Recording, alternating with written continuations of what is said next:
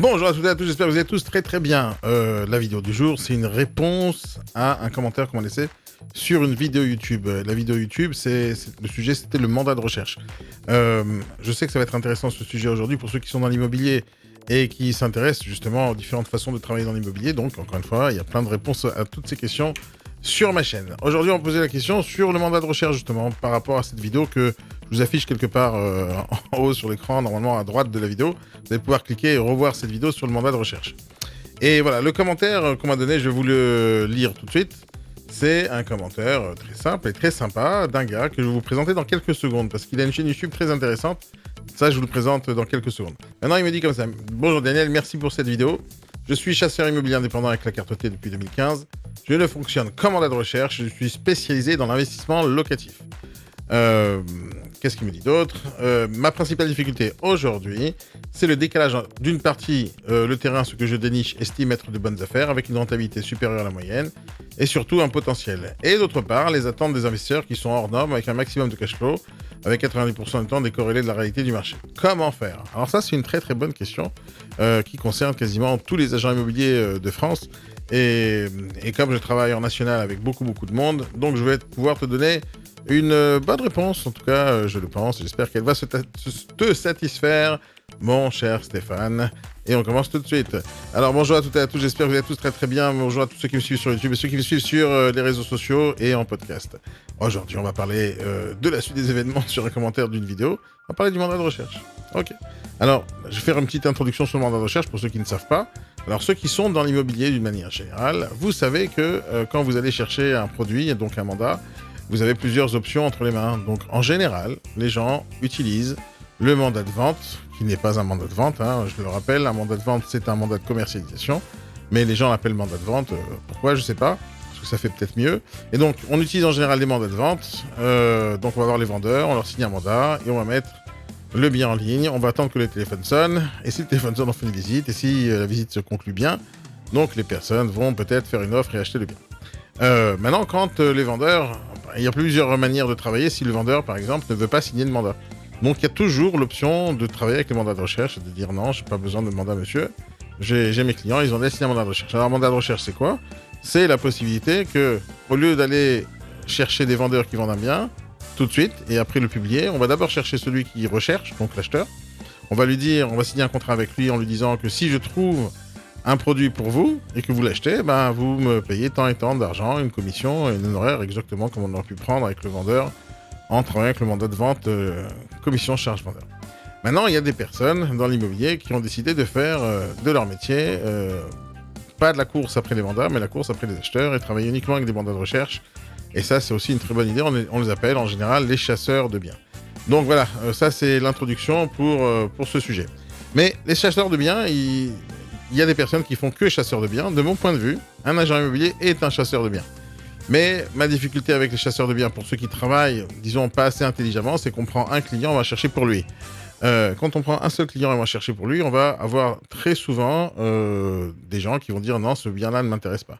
Et donc, on va chercher des fois pour pas grand-chose et on va perdre beaucoup de temps. Donc, c'est pour ça que ma façon de travailler, elle est bien sûr la méthode sur le principe des chasseurs de biens, c'est-à-dire que je vais chercher à savoir ce que les gens recherchent, donc les acheteurs, pour leur résoudre leur problème de trouver un produit. Mais je ne vais pas chercher pour une personne, je vais chercher pour plusieurs personnes qui recherchent le même type de bien. Donc, c'est là un peu la différence entre moi et, disons, les chasseurs de biens qui font que chasse de biens pour chaque personne séparément. Moi, je le fais en masse. C'est-à-dire quand j'ai, disons, plus qu'une personne, et en général, ça va être 10, 15, 20, 50 ou 200 ou même 1000 personnes qui recherchent le même type de bien, c'est à ce moment-là que ça m'intéresse d'aller prospecter ce type de bien parce que je sais que je vais le vendre. Mais je ne vais pas chercher pour une seule personne. Par contre, je vais rentrer tout le monde dans une base de données et je vais tout faire pour faire des rapprochements et de savoir exactement ce que je dois démarcher le matin.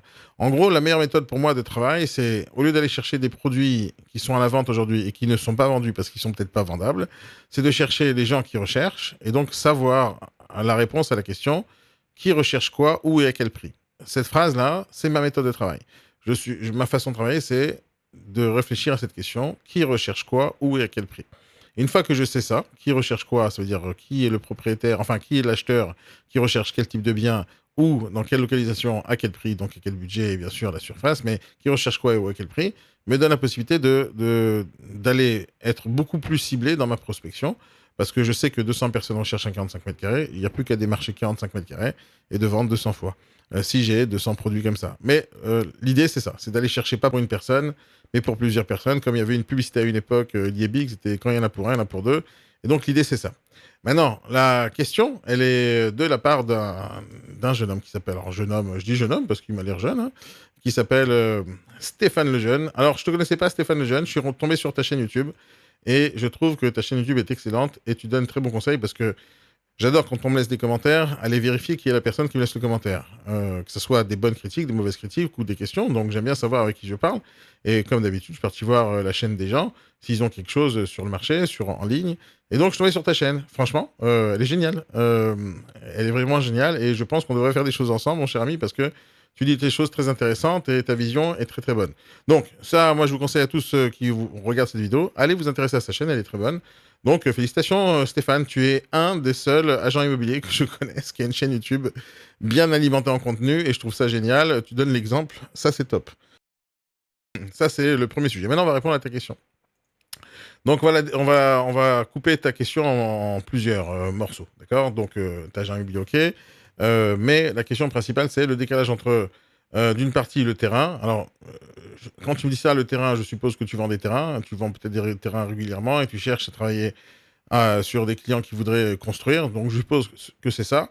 Mais moi, je ne vais pas te répondre que sur le terrain, je vais te répondre sur les biens d'une manière générale. Parce que moi, par exemple, ça fait 20 ans que j'évolue Paris, région parisienne. Et donc, moi, personnellement, j'ai jamais vendu de terrain. Mais ça ne veut pas dire que mes négociateurs n'en ont pas vendu. Mais disons que pour moi, c'est le même principe. Que ce soit un terrain, un appartement, une maison, une villa ou un fonds de commerce, il y a toujours un décalage entre ce qu'il y a sur le marché et la demande des investisseurs. Parce que les investisseurs, d'une manière générale, d'abord, d'une manière générale, il y a des petits investisseurs et des moyens investisseurs et des gros investisseurs. Alors déjà, pour moi, je vais te donner ma définition d'investisseur. C'est quelqu'un qui n'achète pas pour habiter. C'est quelqu'un qui achète pour justement investir. Donc, il y a des petits investisseurs, ceux qui vont acheter une fois de temps en temps, donc une fois par an, une fois tous les 10 ans, un truc. Donc ça peut être des petits investisseurs. Après, il y a des moyens investisseurs qui vont acheter 2, 3, 4, 5, 6 fois, 10 fois. Et il y en a qui sont énormes et qui vont acheter régulièrement, genre tous les jours, s'ils pouvaient trouver la bonne affaire. Et maintenant, dans ces investisseurs, il y a des gens qui veulent garder court terme, des gens qui veulent garder moyen terme et d'autres qui veulent garder long terme. Dans tous les cas, tous ces acheteurs-là, à un moment donné, ils vont acheter pour investir. Mais ceux qui achètent pour investir, ils cherchent une rentabilité. Mais après, j'ai l'impression que quand tu me parles dans ta deuxième partie de ta question, qui est que ces gens-là, ils attendent un retour énorme, ils veulent avoir un cash flow, maximum de cash flow, 90% du temps décorrélé du marché. Quand tu me dis ça, j'entends que tu parles à des petits investisseurs. Il y a des investisseurs qui peut-être viennent de se lancer dans l'immobilier et qui ne comprennent pas grand-chose. Ça peut arriver. Aujourd'hui, il y a plein de gens. Je connais beaucoup d'investisseurs et marchands de biens qui vont te demander des marges énormes, qui veulent 30% en dessous du prix du marché, etc. Ok. Ces marchands de biens existent, ces investisseurs existent, mais en général, ils ne vont pas acheter les biens chez les agents immobiliers. En général, ils ne vont pas le faire. Ceux qui cherchent des grosses rentabilités, d'une manière générale, part du principe que les gens qui veulent une grosse rentabilité, c'est des personnes qui vont prendre des gros risques et qui sont capables d'acheter des gros morceaux. Après, il y a des petits investisseurs ou des petits marchands de biens qui sont capables de prendre un peu moins de risques, qui peuvent acheter, et ils vont chercher une petite rentabilité et un peu leur suffira. À toi d'être capable d'abord de qualifier les acheteurs que tu as en face de toi et ne pas croire que tous les investisseurs sont tous pareils. Et tu dois commencer à réfléchir ciblé. Et avant, par exemple, ce que tu me dis, c'est, voilà, en gros, tu te plains. Alors, je vais peser mes mots avec toi parce que je sais que tu es un vrai professionnel, ok? Mais je pars du principe, et encore une fois, tout ce que je vais dire, Stéphane, ça va être parce que j'ai pas envie de te vexer, parce que je sais que tu es un vrai professionnel, mais ma réponse, elle sera aussi pour tous ceux qui écoutent et qui sont pas tous professionnels comme toi. Mais sur le principe, ok? Sur le principe. Un, quelqu'un qui veut avoir une grosse rentabilité sur un produit immédiat, c'est quelqu'un qui n'a pas beaucoup de cash entre ses mains et c'est quelqu'un qui va être un peu greedy parce qu'il veut prendre le moins de risques possible. Donc, il va chercher les excellentes affaires. Ok, mais ces excellentes affaires, elles n'existent pas réellement sur le marché. On ne va pas les trouver sur le bon coin. Et on ne va pas trouver ce genre d'affaires facilement. Parce qu'en réalité, une affaire avec 10, 20, 30% en dessous du prix du marché, euh, elle est mise sur le bon coin à 9h. À 9h01, elle est déjà vendue. Donc, il n'y a pas besoin d'aller chercher sur le bon coin ou sur le PAP des particuliers qui vendent des très bonnes affaires. Et donc, toi, en tant qu'agent immobilier, la façon dont tu trouves les affaires, c'est ou des personnes qui vendent, ou tu vas essayer de transformer quelqu'un en vendeur et donc tu vas le pousser à vendre aujourd'hui. Dans les deux cas, tu vas avoir besoin de faire face à des acheteurs. Et ces acheteurs-là, selon les profils qu'ils ont, ils vont accepter ou pas accepter ton prix. Maintenant, ta façon de travailler d'une manière générale, peut-être comme la majorité des agents immobiliers, c'est qu'on s'occupe des acquéreurs, mais on va pas peut-être travailler sur beaucoup d'acquéreurs, on va pas prendre le temps de les découvrir un par un. Moi, ma vision des choses dans mon métier, c'est les acheteurs. Pour moi, ils sont beaucoup plus importants que le vendeur. Parce que pour moi, le vendeur, c'est un fournisseur de biens et l'acheteur, c'est celui qui va venir payer absolument tout. Donc, j'attache beaucoup d'importance à l'acheteur. Et je sais que ma relation avec les acheteurs va durer beaucoup plus longtemps qu'avec celui qui vend aujourd'hui One Shot. Mais maintenant, les investisseurs, je les connais très très bien. Et les marchands de biens, je les connais très très bien. Ça fait 20 ans que je travaille avec eux. Et il y a de tout dans ce domaine. Il y a vraiment de tout. Tu as des gros investisseurs qui ne vont jamais acheter sur le bon coin, ou ils vont jamais trouver des affaires comme toi, tu les trouves en tapant la porte, en convaincant des gens à venir vendre. Ces gens-là, les gros investisseurs qui veulent avoir des super rentas, en général, les affaires, ils vont les avoir dans les enchères, ils vont les avoir dans les faillites, dans les hypothèques, ils vont les avoir quand ils connaissent des gens qui sont en galère. Et donc, ils vont trouver des énormes opportunités. Et ils vont aussi être capables de dégainer beaucoup plus d'argent que n'importe quelle autre personne pour prendre plus de risques. Plus de risques. Donc, des gros marchands de biens comme ça, il y en a partout. Hein. Il y en a dans toute la France, il y en a à Paris, il y en a partout. Mais de l'autre côté, il n'y a pas que des marchands de biens comme ça. Il y a des marchands de biens qui n'ont pas assez de budget, qui n'ont pas assez de liquidité pour pouvoir acheter ce qu'ils veulent et pour pouvoir prendre des gros risques. Donc, ces gens-là, ils vont ou chercher des petits produits qui sont abordables pour eux, ou ils vont chercher un produit sans risque. Le problème, c'est que les produits sans risque n'existaient pas. Et si ta population, elle est remplie de ces gens-là, donc tu vas devoir chercher à varier cette population de personnes. Donc, tu vas devoir aussi faire augmenter de compétences les personnes qui te suivent déjà. Tu vois, par exemple, tu as une chaîne YouTube très alimentée avec beaucoup de conseils. euh, mais de l'autre côté, comme c'est difficile au YouTube hein, de se démarquer, j'ai pas l'impression que tu fais la promotion de ce que tu dis aux personnes qui devraient apprendre ça. C'est-à-dire que j'ai pas l'impression que les personnes qui te suivent sont au courant que tu leur donnes des conseils selon leur niveau. Par exemple, si quelqu'un aujourd'hui te demande une énorme rentabilité et avec un énorme cash flow, donc en gros, ils veulent financer à 110%, à 120%, des fois, c'est des rêves pour la majorité de ces gens-là. Et donc, ce que tu dois faire, c'est de les convaincre qu'il ne faut pas chercher que ce genre d'affaires. Et pour ça, parce que je te donne un exemple. Si aujourd'hui, tu as une certaine quantité d'argent et tu arrives à acheter un produit, mais qui n'est pas si rentable que ça, cette même personne, elle va garder le bien pendant quelques temps et à un moment donné, elle va le revendre pour acheter mieux, plus gros, plus grand, plus rentable. Mais il faut être capable de faire tourner l'argent. Toi, tu dois donner des conseils dans ce sens. Moi, je te conseille aussi, par exemple, parce que c'est ce que tu me demandes, hein, comment faire dans ce cas-là. Moi, je te conseille de convaincre et d'éduquer la population qui te suit et d'être capable de la segmenter. Parce que ton vrai travail, c'est ça, c'est de connaître chaque personne par cœur et de chercher à faire évoluer les gens en compétences. Aujourd'hui, c'est impossible de réfléchir, quand tu es marchand de biens, à avoir des affaires qui existaient en 2007 ou en 2008. Donc, les prix ont changé. Dans les grandes villes, les prix n'arrêtent pas d'augmenter. Et donc, cette rentabilité, elle existe de moins en moins. Mais les vrais investisseurs, ils vont pas chercher sur le bon coin les affaires, ils vont pas chercher sur le terrain, ils vont chercher dans des endroits où il y a des opportunités. Peut-être à toi aussi de t'intéresser à différentes sources, ou disons à différentes manières d'avoir du sourcing en termes de biens. Par exemple, tu dois aller te balader dans les enchères, tu dois être capable d'aller voir ce qui se passe de temps en temps, tu dois avoir des contacts avec des notaires, tu dois avoir des contacts avec des banques qui vont te tenir au courant et des assurances qui vont te tenir au courant de ce qui aujourd'hui est en train de se faire et d'aller dans encore une fois, là où il y a les enchères, c'est le meilleur endroit en réalité, c'est pour connaître les produits avant vraiment qui se vendent. Et tu peux là-bas donner des conseils à des investisseurs de venir acheter avec toi ou venir tel jour, telle heure, telle date parce que tu as trouvé une superbe affaire pour eux, parce que c'est là-bas qu'on va faire des grosses rentas. Et les gens qui cherchent une énorme rentabilité sur le marché immobilier via les agences, ils se trompent en fait. Ils demandent à la mauvaise personne. Parce que toi, tu vas pas avoir, toi comme la majorité des agences immobilières, tu vas pas avoir ces grosses affaires énormes. Si tu vas pas dans les enchères et dans les endroits où les produits se retrouvent, donc dans le cimetière des affaires invendues ou des gens qui n'ont pas eu la possibilité de les payer, c'est les huissiers, c'est les commissaires-priseurs et c'est les enchères. C'est là-bas que ça se retrouve tous les produits avec la grosse renta. Et ceux qui te demandent ça, ce sont des personnes qui ne sont pas au courant qu'il y a un truc qui s'appelle les enchères. Mais c'est là-bas que ça se passe, les grosses affaires. C'est là-bas. C'est aussi, bien sûr, il faut avoir du contact avec certaines personnes qui, eux, vont tomber sur certaines affaires. Ce que je te conseille aussi de faire, à part segmenter, et tu vas devoir segmenter tes acheteurs et tes investisseurs en termes de petits, moyens et gros investisseurs. Et là, tu vas devoir mettre une sorte de critère sur combien d'achats ils font par an. Et ça va être ton critère de petit, moyen et gros. Ce critère, il peut évoluer avec le temps. Mais tu dois les segmenter déjà dans ces trois parties. Après, tu dois faire la différence entre investisseur et marchand de biens. Investisseur, c'est quelqu'un qui va garder longtemps, et marchand de biens, c'est quelqu'un qui va acheter et revendre. Maintenant, même dans les marchands de biens, tu as les petits, les moyens et les gros selon la quantité d'achats qu'ils font pendant l'année et avec combien de trésorerie ils tournent. Une fois que tu as segmenté tout ça, tu vas te rendre compte déjà. Alors, quand tu segmentes, essaie de segmenter aussi avec l'âge.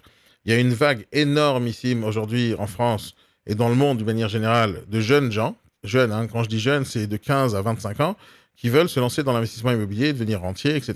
C'est une énorme population qui, la majorité du temps, se trompe parce qu'ils ont suivi une formation ici et là sur YouTube en pensant qu'ils vont s'enrichir en quelques minutes pour devenir entiers. Mais de l'autre côté, ils ont l'envie d'investir. Donc, ils vont pas arriver à leur projet d'être entiers en un jour, mais ils vont commencer à investir. Et ces gens-là, ils pensent que l'investissement immobilier, c'est basé sur bonjour monsieur le banquier, donnez-moi 120% parce que j'ai trouvé une superbe affaire. Les gens pensent que c'est comme ça, que c'est possible de faire l'investissement, mais ils se trompent parce que c'est pas comme ça tout le temps et c'est peut-être même plus possible de nos jours. De l'autre côté, ils ont envie d'investir. Donc, à toi de segmenter ta population d'acheteurs et de savoir vraiment entre l'âge qu'ils ont et leur capacité d'emprunt et le rythme des achats qu'ils font. Là, tu vas savoir quelle est la population de personnes que tu as. Et si jamais tu as des jeunes personnes et des personnes qui en achètent une fois, deux fois dans l'année, tu vas voir que la population que tu as, c'est normal qu'elle te dise ce genre de choses parce qu'ils ne sont pas très évolués dans l'investissement immobilier locatif. Et c'est à toi maintenant de chercher des investisseurs un peu plus sérieux, des investisseurs qui ont l'habitude de prendre des risques. Et pour ça, tu dois vraiment travailler sur du contenu un peu plus pertinent peut-être pour viser les personnes que tu cherches. Je ne sais pas, je t'ai pas suivi sur les autres réseaux sociaux comme Instagram, TikTok, etc. Mais je te conseille d'y être si jamais tu n'y es pas. Et de commencer à faire des vidéos, même sur ta chaîne YouTube, qui est ciblée vraiment, par exemple, petits et moyens et gros investisseurs. Investisseurs débutants, investisseurs confirmés et gros investisseurs. Et en les éduquant dans ce sens, en leur faisant des vidéos peut-être un peu plus explicites, un peu plus simples à comprendre, en les faisant évoluer dans leur réflexion, et surtout avec leur premier achat. Quelqu'un pour qui c'est son premier achat et qui veut une rentabilité de 10%, 15% avec 30% en dessous du prix du marché, celui-là, il rêve et c'est sûrement peut-être son premier achat. Et donc, tu vas devoir le guider un peu plus précisément. Par exemple, tu devrais faire comme moi, je le fais juste tous les jours. Tu prends, tu télécharges une application, enfin, tu vas te créer un compte sur un site qui s'appelle Calendly, qui va t'aider à diffuser un lien qui va te permettre de dire aux gens, si vous avez envie d'échanger avec moi et que je vous aide à réfléchir sur vos prochains investissements, prenez rendez-vous avec moi en visioconférence, avec Zoom par exemple. Donc, si vous avez besoin d'un tuto, les gars, sur comment utiliser Calendly et Zoom, faites-le moi savoir dans les commentaires de cette vidéo et je vous ferai un tuto, promis juré. Mais l'idée, c'est que tu couples le Calendly à ton agenda électronique de Google, par exemple. Tu couples Calendly et Zoom ensemble et donc tu balances ton lien partout sur tes vidéos. Tu dis aux gens, si vous êtes un investisseur, vous ne savez pas par où commencer, vous ne savez pas comment investir, hop, venez, je vais vous former là-dessus. Et là, tu fais des réunions, des vidéos et peut-être même des vidéos spécialement faites pour ça, des vraies formations. Et les gens qui sont des petits investisseurs, ils vont commencer à comprendre que c'est pas si facile de trouver ce genre d'affaires et qu'il faut commencer par petit et au fur et à mesure grandir et avoir un peu plus d'argent. Celui qui a plus d'argent, il est en face des meilleures opportunités. Et donc, si tu vas éduquer ton marché, parce que tu vois que une de tes segmentations, c'est des personnes jeunes, donc c'est important que quand tu vas segmenter ta base de données, j'espère que tu en as une d'ailleurs, hein, parce que c'est un truc qui manque beaucoup dans les agences immobilières, c'est d'avoir une base de données et être capable de la qualifier. Et donc, tu segmentes par 3 niveaux tes investisseurs et surtout, tu affiches l'âge. Donc, tu vas créer un champ de date de naissance. C'est très, très important pour toi parce que c'est à ce moment-là que tu vas voir quel genre de population que tu as. C'est simple, hein, si les gens ils ont en dessous de 30 ans, c'est des petits investisseurs et tu sais que ces gens-là, ils vont te demander des grosses rentabilités parce qu'ils n'ont pas de trésorerie, ils ne peuvent pas prendre de risques. Et donc, en gros, quand tu reçois ce genre de questions, c'est parce qu'en face de toi, tu as des petits. Tu as juste des petits. Les gros, ils vont pas acheter chez toi. D'une manière générale, les gros, ils viennent pas dans les agences immobilières. Et ça, tu vas voir que ça va être le sujet de la prochaine vidéo parce que j'ai reçu un message très intéressant d'un investisseur, justement, qui se plaignait des agences immobilières. Donc, je vais en faire une autre vidéo après et tu vas le comprendre. Mais l'idée, c'est que tu commences à segmenter et tu commences à réfléchir à toucher des nouveaux marchés. Quand tu vas faire de la communication sur les différents autres réseaux sociaux, Facebook, Instagram, TikTok, et LinkedIn, et tu vas commencer à faire des vidéos un peu plus ciblées du style. euh, Si vous êtes capable de prendre des risques, par exemple, tu peux faire une première vidéo du style, si jamais vous voulez vous lancer dans l'investissement immobilier, venez me voir, je vais vous aider à vous lancer. Hop, tu commences avec ça, tu leur donnes des rendez-vous, et après tu leur lances une de tes vidéos qui parle de ce sujet-là. Ok, maintenant tu vas faire une autre vidéo qui va parler du même sujet en leur donnant toujours la possibilité de prendre rendez-vous avec toi, en leur disant si maintenant vous aimez prendre un peu plus de risques et tomber sur les affaires les plus rentables qui existent sur le marché, venez me voir et là tu leur prends un rendez-vous. et tu leur expliques ta façon de travailler, par exemple avec les enchères. Si tu connais pas ce domaine des enchères, je te conseille tout de suite de t'y intéresser. C'est assez facile, hein. Il y a énormément de sites internet aujourd'hui en France qui parlent des enchères. Donc, tu as des sites complets qui te disent exactement où est-ce qu'il y a des enchères. Et ce que tu vas devoir faire, si tu ne l'as pas déjà fait, et pour ceux qui ne l'ont jamais fait, faites-le, hein, allez là-bas, au moins 3, 4, 5 fois dans le mois, et regardez comment ça se passe les enchères. Et vous allez voir qu'il y a énormément de bonnes affaires là-bas. Et si vous êtes capable d'avoir des contacts là-bas, d'être le premier à aller visiter les enchères et à les proposer à vos acheteurs, ils viendront et ils feront des enchères, ils achèteront et vous gagnerez une commission. Mais à ce moment-là, là, vous aurez des superbes affaires, des affaires à l'origine, et la négociation, elle se passe pendant les enchères. Donc, il y a des endroits en France où on est à la source, des produits. Et donc, vraiment, les moins chers possibles. Et après, des fois, il faut créer l'opportunité. Des fois, il faut aller chercher des vendeurs, enfin des propriétaires qui ne vendent pas, et les négocier jusqu'à ce que ça devienne une bonne affaire. Mais quand on travaille avec le particulier d'une manière générale, on n'aura pas de très bonnes affaires. Maintenant, quand toi, tu travailles, si jamais tu m'as dit que tu travailles avec les terrains, apparemment, hein, tu dois absolument te faire énormément de contacts avec les promoteurs. Normalement, c'est déjà fait dans ton cas. Tu connais pas mal de propriétaires, de promoteurs et de constructeurs de maisons individuelles.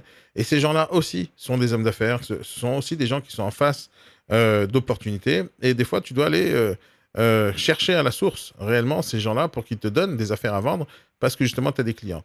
Maintenant, je pense réellement que ton problème, c'est un problème de segmentation et tu attires pas la bonne clientèle. Je t'assure qu'il y a des gens qui sont capables d'acheter avec des basses rentabilités parce qu'ils veulent garder le long terme et qu'ils ont l'argent pour ça et qu'ils peuvent prendre des risques. Donc, réfléchis vraiment à ta base de données, commence à apprendre à les segmenter. Si tu sais pas de quoi je parle quand je te dis de segmentation et de qualification des contacts et de faire des statistiques sur tes différents fichiers qui seront basés sur Excel, par exemple, si tu ne sais pas maîtriser tout ça, pose-moi des questions et je t'assure que je t'en ferai un tuto pour te montrer comment améliorer ton travail. Mais sur le principe, tout est une question de base de données de l'acheteur et à combien tu les connais. Et à combien tu es capable de les apporter, de les emmener vers les vraies bonnes décisions dans l'investissement. Si tu penses que les produits que tu affiches sont des beaux produits d'investissement, il faut que tu arrives à les expliquer. Donc, par exemple, sur ta chaîne YouTube, je n'ai pas regardé tout, hein, je viens de découvrir aujourd'hui. Hein, j'ai fait un petit tour rapide sur les différentes vidéos et je vois que tu as des choses très intéressantes à dire. Maintenant, tu vois, par exemple, il y a des moments où tu fais des vidéos sur des produits que tu as à la vente. Moi, je te conseille de faire des vidéos sur des études de cas. Des études de cas, c'est-à-dire que tu as un vrai produit que tu as vendu, tu as un vrai acheteur qui a acheté, et tu essaies de réfléchir aux questions, disons, aux décisions que l'acheteur a prises pour pouvoir acheter. Et peut-être faire un interview de cet acheteur, pourquoi il a acheté cette affaire, et que tu montres des exemples pourquoi quelqu'un aurait acheté à 8% ou à 6% et pas à 15%. Donc, faire des études de cas. Voilà, quelqu'un qui a recherché ça, il voulait ça, au final, il a acheté ça. Et je vous explique sa réflexion et peut-être même l'interviewer, lui poser des questions pour voir comment lui a réfléchi. Parce que c'est la meilleure façon d'éduquer quelqu'un, c'est de montrer l'exemple. Voilà, lui, il a fait ça, pourquoi tu fais pas ça toi? Et donc, si les personnes qui ont déjà acheté des affaires chez toi, sans être trop exigeants, ils les ont achetées au final, ils sont contents, prends ces gens-là comme exemple et fais que les personnes qui ne sont pas convaincues encore d'acheter des produits avec un peu plus de risque et avec moins de rentabilité immédiate, donc qui soient convaincus par les gens qui l'ont déjà fait. Maintenant, je pense que le point clé pour toi, encore une fois, je ne te connais pas, on ne s'est jamais parlé, mais tu m'as l'air très professionnel. Pour moi, hein, le succès réside à combien tu connais tes clients. De mon point de vue, et c'est comme ça que j'essaye d'enseigner aux gens, et c'est comme ça que j'essaie de pratiquer, c'est que pour moi, il y a 3 choses à maîtriser dans n'importe quel domaine. Une fois qu'on maîtrise ces 3 choses, on peut tout simplement décoller dans n'importe quel marché. Et ces 3 choses sont très importantes. Et donc, la première chose, c'est le marché. Tu dois maîtriser le marché. Le marché, c'est-à-dire qui sont les acheteurs qui achètent, qui sont les vendeurs qui vendent, où on trouve les meilleures affaires, qui sont les confrères et la concurrence que tu as. Ça, c'est découvrir le marché. Euh, Découvrir le marché, c'est pas simplement, et ça c'est une grave erreur des agences immobilières, qui se concentrent uniquement sur le prix des biens à la vente. Moi, ça m'intéresse ça, mais un tout petit peu. Ce qui m'intéresse le plus, c'est pas les prix des produits à la vente. Ce qui m'intéresse, c'est le montant des budgets que les gens ont et ce qu'ils recherchent. C'est-à-dire, ce qui m'intéresse, c'est de savoir à quel prix les gens recherchent, pas savoir à quel prix les gens vendent. Donc, si je sais que les gens recherchent un 45 mètres carrés à 320 000 euros, Donc, tous les produits qui sont en dessous de 320 000 euros, je sais qu'il faudra que au-dessus, je sais qu'il faudra que je les négocie à 320 000 euros parce que c'est ce que les gens recherchent. Donc, je vais me concentrer sur ce que les gens recherchent. En gros, je vais chercher à résoudre les problèmes des gens. C'est comme ça que fonctionne n'importe quel commerce. Et quand on travaille à l'envers, c'est-à-dire qu'on va chercher les mandats et on va espérer qu'il y a des acheteurs, on a beaucoup de moins chances de fonctionner. C'est exactement pour ça que tu fais les mandats de recherche. Mais l'idée, c'est que tu connaisses beaucoup mieux tes clients, déjà, le marché. Une fois que tu connais le marché à la perfection, tu dois découvrir la deuxième chose. La deuxième chose, c'est le produit, donc les produits que tu vends. Donc les produits, ça peut être le bien, comme ça peut être toi et tes services. Donc tu dois connaître les produits par cœur. Donc tu connais le marché à la perfection, tu connais les produits que tu vends par cœur. Quand je dis par cœur, c'est par cœur. Tu dois connaître tous les détails. Encore une fois, Stéphane, je suppose que toi, tu sais faire ça parce que tu m'as l'air pro, mais il y a des personnes qui écoutent qui ne sont pas professionnelles. Mais pour moi, la clé fait partie de ces choses-là. Enfin, c'est ça, hein, connaître son marché, connaître son produit. Et la troisième chose qu'il faut maîtriser, c'est son client. Connaître son client par cœur. Par cœur, par cœur, par cœur. Donc, tu as déjà entendu parler de l'avatar client. OK, toi, tu dois avoir plusieurs avatars clients. Donc, il y a un type d'investisseur qui va rechercher un certain type de produit avec une certaine type de rentabilité. Et tu en as d'autres qui vont chercher d'autres trucs. Et comme tu connais pas assez bien tous tes investisseurs, ou peut-être que tu as toujours le même type d'investisseur, à ce moment-là, il faut varier les produits que tu proposes pour varier le type de client que tu vas avoir. Par exemple, si tu vends que des terrains, c'est normal que tu vas avoir un certain type de client. Et si tu diffuses que sur le Bon Coin, tu vas avoir toujours la même source de clients. Si tu diffuses sur le Bon Coin et sur Se Loger, tu auras toujours la même source de clients. Sauf que tu as oublié qu'il y a des endroits où tu peux trouver des clients et convaincre des gens d'acheter avec une plus petite rentabilité. En gros, des nouveaux investisseurs. Par exemple, je ne sais pas si tu travailles sur LinkedIn, sur TikTok ou sur Instagram ou sur Facebook. Je ne sais pas quel genre de communication tu fais d'une manière générale, mais au lieu de chercher des acheteurs qui aujourd'hui recherchent, tu peux aller chercher à convaincre des gens qui n'ont jamais réfléchi à investir, à les convaincre à investir. Et ces gens-là, ils vont pas chercher les grosses rentabilités parce que déjà, c'est pas leurs habitudes. Et donc, quand tu as des produits pas très vendables pour les investisseurs que tu as, il faut chercher les nouveaux investisseurs qui vont peut-être être moins regardants sur la rentabilité. Donc voilà, pour résumer surtout, c'est que je suis quasiment certain que le succès que tu vas avoir va dépendre énormément de la segmentation de ta base de données et de la recherche de nouveaux clients qui ne sont pas dans ta base de données. Donc, par exemple, si tu as, une base de données, je sais pas moi, de 1000 acheteurs ou de 2000 acheteurs, et qu'il faut avoir ça, hein, c'est très important d'avoir beaucoup d'acheteurs pour avoir la tendance du marché. Hein. Même si au final, tu vas travailler avec un par un, et un par un, tu vas leur chercher quelque chose. Mais l'idée, c'est d'avoir une masse pour avoir une vision globale. Donc, tu prends ta base de données, imaginons que tu en aies 1000, et que tu les testes en leur envoyant des mails, avec même des outils automatisés pour envoyer des mails pour les segmenter. Par exemple, tu pourrais envoyer un mail où tu vas leur dire, dites-moi, alors, bonjour cher investisseur, est-ce que vous êtes plutôt investisseur ou marchand de biens? Déjà, s'ils cliquent là, bon, ils vont recevoir un autre mail. S'ils cliquent, je suis plutôt marchand de biens, ils vont recevoir un autre mail. Ça se fait par des outils automatisés. Après, une fois qu'ils ont dit qu'ils sont des investisseurs ou marchands de biens, tu enverras un autre mail à des investisseurs en leur disant, OK, quelle est la fréquence de vos achats? Une fois par an, 10 fois par an, 50 fois par an. Et là, tu vas commencer à comprendre, parmi tous tes contacts et tes prospects acquéreurs, qu'est-ce qu'ils recherchent en général. Et ça, je suis sûr que tu vas recevoir des surprises là-dessus parce que tu n'as peut-être jamais fait ça et tu les connais pas par cœur et peut-être tu n'as pas fait ça sur un fichier Excel pour pouvoir en faire des stats. Je ne sais pas encore une fois comment je travaille, mais pour moi, la clé du succès, c'est ça. C'est de connaître par cœur ses clients, de savoir exactement ce qu'ils recherchent. Et donc, une fois que tu sais ce qu'ils recherchent, après, c'est beaucoup plus facile de peut-être transformer les produits que tu as en des meilleures affaires, en les négociant encore mieux, parce que la négociation fait énormément partie de ton travail. C'est-à-dire que si le prix n'est pas bon, il n'y a pas que ta commission que tu dois baisser, il n'y a pas que l'acheteur qui doit augmenter son prix. Il y a aussi le vendeur qui doit être négocié et de le ramener au prix du marché réel. Donc, la corrélation entre l'offre, c'est-à-dire tes acheteurs, et les vendeurs, ça s'appelle l'offre et la demande, ça a toujours existé. Mais si jamais tu as une demande qui est trop basse par rapport au marché, donc tu ne pourras pas changer le marché. Par contre, tu pourras trouver des nouveaux investisseurs qui pourront acheter ce que toi tu vends. Ou éduquer les personnes qui ne sont pas capables d'acheter ça à des gens qui vont être capables d'acheter ça. Et donc, l'éducation que tu vas leur donner, les conseils que tu vas leur donner, vont les pousser à continuer à écouter tes conseils et à réfléchir autrement.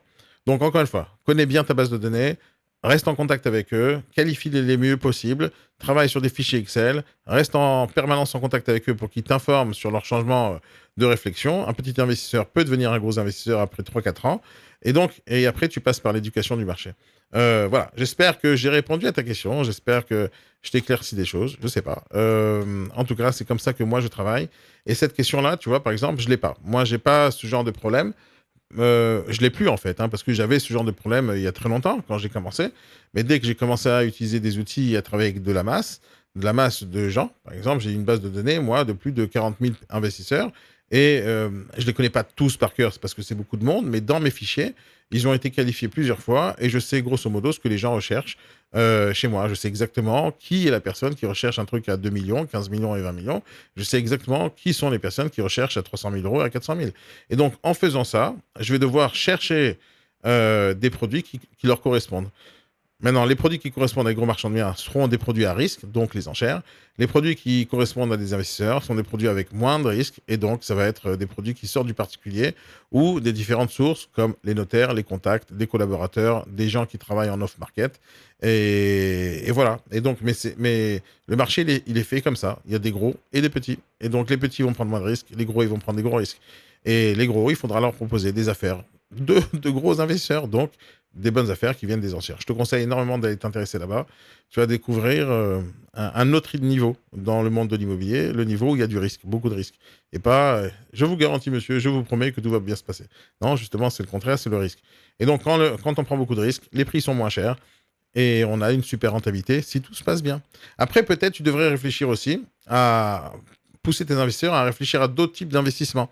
Parce que des fois, ils ont peut-être pas l'argent pour acheter du traditionnel ou du terrain et construire, mais peut-être qu'ils voudraient investir, mais peut-être dans d'autres produits avec moins de risques et plus intéressants pour eux.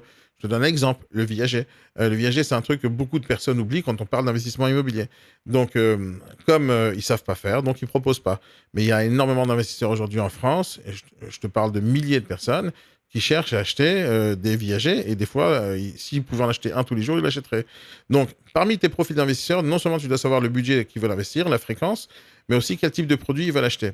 Et si tu vois, par exemple, tu leur poses une question sur un sondage que tu peux faire facilement sur un Google Form, si tu as un compte Gmail, et si tu sais pas le faire, pose-moi la question, je te ferai un tuto. Mais l'idée, c'est que tu fasses un sondage parmi ta qualification de contact et avec tous tes prospecteurs.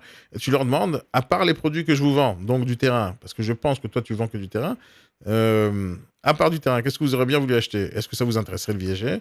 Est-ce que ça vous intéresserait les murs de boutique, etc. Et tu sondes encore une fois ta clientèle. Et moi, ma façon de réfléchir, ça n'a jamais été, j'ai pris ce mandat, donc il faut que je le vende. J'ai jamais réfléchi comme ça. Moi, j'ai toujours réfléchi, voilà, mes acheteurs recherchent ça, je vais démarcher ça. Donc, peu importe si je suis attaché à la vente de terrain ou pas, si les terrains, ça se vend plus, ben, il faut que je trouve un autre produit qui se vende. Parce que notre métier, à nous, et le métier de n'importe quel entrepreneur, c'est de répondre aux besoins des gens. Donc, si tu sais ce que les gens veulent, fournis-leur et gagne l'argent. Peu importe si c'est pas le produit que tu as l'habitude de vendre. Et tu vas devoir apprendre à vendre d'autres types de produits, parce qu'il faut s'adapter. Maintenant, le marché change. Si aujourd'hui, tu n'as plus de personnes pour acheter les produits que tu as en stock, peut-être que dans 6 mois, dans un an, tu auras des nouveaux acquéreurs qui vont venir sur le marché qui seront capables. Donc le marché change. Et c'est pour ça que c'est important toujours de suivre la base de données acquéreurs. Parce que les acquéreurs, c'est eux qui te disent la tendance des achats en ce moment. Imaginons qu'hier, il y avait 150 personnes qui voulaient acheter des appartements 2 pièces, je sais pas moi, 100 mètres carrés, et que tous ont trouvé leur bonheur. Maintenant, il n'y a plus d'acheteurs qui recherchent ça. Et donc, il faudra trouver un autre marché. Heureusement, on a la chance qu'il y a beaucoup, beaucoup de ventes chaque année, et chacun cherche des différentes choses. Et très souvent, on a beaucoup de personnes qui ont les mêmes points communs. Donc moi, dans ma base de données, je recherche les points communs parmi tous les acheteurs qui recherchent, et je me concentre sur la prospection des produits qui sont les plus demandés. Moi, à la fin de l'année, je regarde le chiffre d'affaires. Je ne regarde pas quel type de bien j'ai vendu. Je m'en fous du type de bien que j'ai vendu. Je m'en fous à qui je l'ai vendu. L'essentiel, c'est que mon chiffre d'affaires est là et que j'arrive à l'augmenter chaque année en étant toujours en train de regarder la tendance des achats, pas la tendance des offres. Donc, ce qui existe sur le marché ne m'intéresse pas. Parce que si c'est en vente aujourd'hui sur le Bon Coin et que c'est pas encore vendu, c'est qu'il y a un problème. Donc, moi, ce qui m'intéresse, c'est ce que les gens recherchent. Et ce que les gens recherchent, ils vont l'acheter à un moment donné, avec toi ou sans toi. Donc peut-être qu'il faut être moins focus sur les produits que tu as l'habitude de faire et surtout qualifier mieux ta base de données et de savoir exactement ce que les gens recherchent. Bon voilà, je pense vraiment avoir fait le tour de la question. J'espère que ça t'a plu et que ça t'a intéressé et que tu as appris des choses, vous et n'importe qui. Les amis, vous pouvez aussi, pour ceux qui me qui n'ont pas l'habitude de me suivre, allez me suivre sur Instagram, sur TikTok, je suis très actif sur ces plateformes-là et vous pouvez me contacter directement là-bas, je suis très actif aussi. Vous pouvez aussi suivre la radio, télécharger l'application de la radio Capitch. Pour ceux qui ne connaissent pas, c'est une vraie radio pour les entrepreneurs, pour les agents immobiliers aussi et on donne beaucoup de conseils, moi et mes invités et d'autres formateurs sur cette plateforme-là. Vous pouvez aussi, dans le lien enfin dans la description de la vidéo, prendre rendez-vous avec moi. C'est le conseil que j'ai donné à Stéphane tout à l'heure. Ben, je fais ça depuis des années. Donc ceux qui veulent vraiment que je les aide, qui ont besoin de conseils un peu plus précis, qui veulent faire un rendez-vous en tête-à-tête avec moi, ben, cliquez sur le lien dans la description et ça sera avec un grand plaisir. Donc cliquez, prenez rendez-vous à votre convenance et on y va. Voilà, c'est tout ce que j'ai à vous dire, les amis. Passez une très bonne journée. Amusez-vous bien. Et à la prochaine. Il y a une prochaine vidéo qui sort là tout de suite. Allez, à plus. Bye bye.